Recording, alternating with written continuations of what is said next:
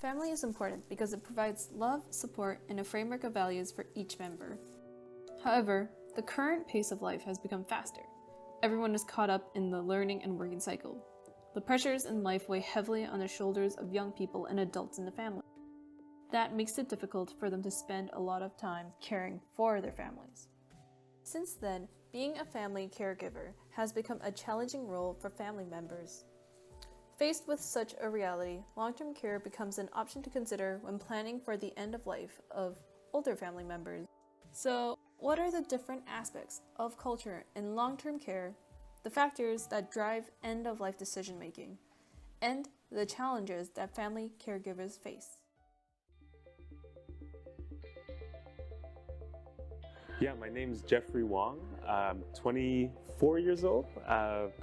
I work for the government, so in the telecom sector.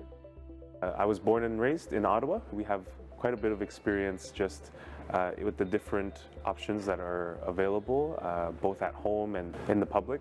Both of my great-grandparents were in long-term care homes in Ottawa.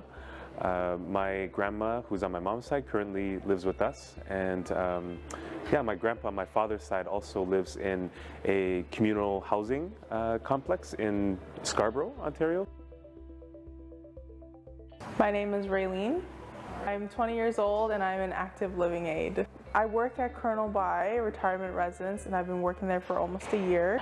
I enjoy spending time with the residents. I make very good connections with them, and learning about their stories and what they've done in their lifetimes can be stressful. Smoothly is a very tough word in a retirement home. Not everything goes to plan, and every day is different. My name is Nadia Potosny. I have been working in long-term care for 12 years. I started off on the floor and then worked my way up into management. I am currently now working for the Ontario CLRI at Briere as the education coordinator. In a retirement home, you have that independence, so like they have their own shower. Some retirement homes have their own kitchenette, they'll cook their own meals. So you get your basic living and then everything on top of it is extra. So if you need medication delivered, that's an extra cost. If you need assistance to get down to the dining room, that's an extra cost. So financial considerations are big, just the affordability of some long-term care housing. I know for my grandfather, on my dad's side, we needed to make sure we had enough income to even buy his own property so that we weren't renting, and so that required him to sell a lot of his own assets before, completely investing in this long-term care home. So for my grandpa, I would say the transition, went well because he was with my grandma at the time, but when she passed, it was actually very hard for him to consider living alone, and I think what helped him in the transition, even after losing my grandma, was knowing that he had a community that was around him as well. So with the housing that he was in, the community was very important for him to be able to, have friends. This opportunity to genuinely make friends even at an older age, I think was really important for him. For him, he liked to play mahjong and just talk and share stories of life with these friends. And so, I think for the first time in his life, actually, he found community apart from his family. And so that enabled him to really transition well on his own. Somebody would come in and assess you, and based on your needs, tell you if you're a candidate for retirement home or a candidate for long-term care. So you kind of have to see if they're able to take care of themselves. If they are, then a retirement home is a pretty good option. If not, then long-term care. Basically, the requirement to get into long-term care is you need a minimum of 3 hours of care per day.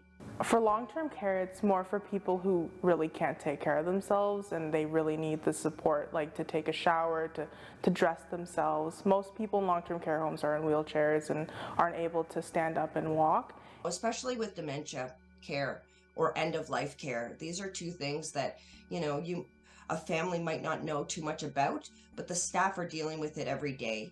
Having a nurse there 24/7 and personal support workers there all day and night especially if someone has a fall, there's someone there to assist them right away, rather than having to find out the next morning or like a couple days after if it's a family member just trying to visit their loved ones. With long-term care, you know they're safe, you know they're taken care of, you know that, they are loved by some people. So it is kind of like that, you can take that step back for yourself and live your life, but also know that your loved one is taken care of as well.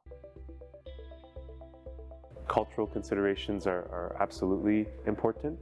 The separation from the family for many of the elderly parents in our family have been difficult, just because we are very used to living together, and I think historically we wouldn't really be separated from the elderly in our family, and so it is quite a big change for our family to adopt kind of newer options that are available. They kind of shifted the focus onto home care. So they're really trying to make it easier for seniors to live at home. So basically a PSW will be coming twice a day. A nurse might come by once a week, depending on the needs of the person. So if you have like a supportive family who could come in and help in those times, great option. But you have to keep that in mind, that there is a possibility that those appointments could be missed. Just having the right support systems in place are very important before you make any of these decisions. I think my grandma on my mom's side was used to just being in community all the time, and so that shift for her to come live with us was difficult, in that she was leaving what she was used to and what she was familiar with. But I think the ways that we help her in that was just finding new community. So for her, it was getting involved with the community center that was nearby, who had fellow immigrants that she could relate to, and to be honest, that was more about letting her be autonomous and having her own freedom to leave the house and to do the things that she wanted to in her own time. You know what? Families, can be so important, so helpful. I really truly believe that I've seen some wonderful advocates as family members, and it's really, makes them at ease. And I mean, family's important in every aspect of somebody's life. What really helps us to understand these things is the cultural background. So I think coming from the Chinese culture, we see how important it is to prioritize the family, to ensure that the family is taken care of, even above friends and those around you. And so I think the role in that sense is to support them, whether that's with a place to live or food to eat.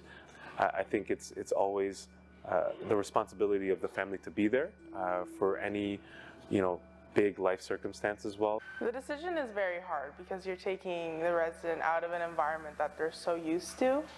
But I think once you get there, it's nice to have that extra care, and the families don't always have to do all that care anymore. They can kind of live more and like do other stuff and not have to always worry about their loved ones. I always do suggest for people to look at the options of what long-term care homes they would be interested in before a crisis.